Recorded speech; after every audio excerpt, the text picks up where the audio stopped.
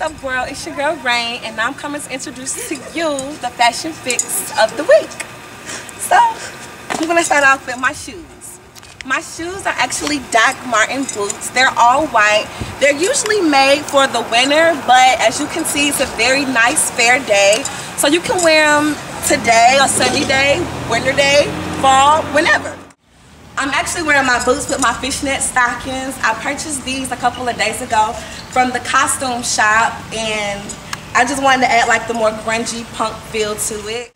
My shorts were actually jeans. I got them from a vintage shop for $3, and they were jeans, and I actually cut them and, you know, sheared them so they can get this little rough look. They're Levi's. Everybody should own a pair of Levi's.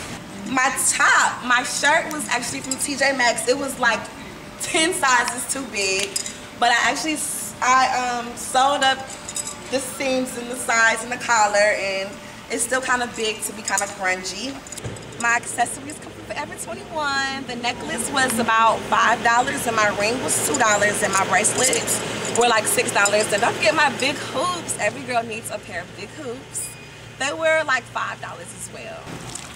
And this is my fit, and as you can see, you can still be fashionable on a budget.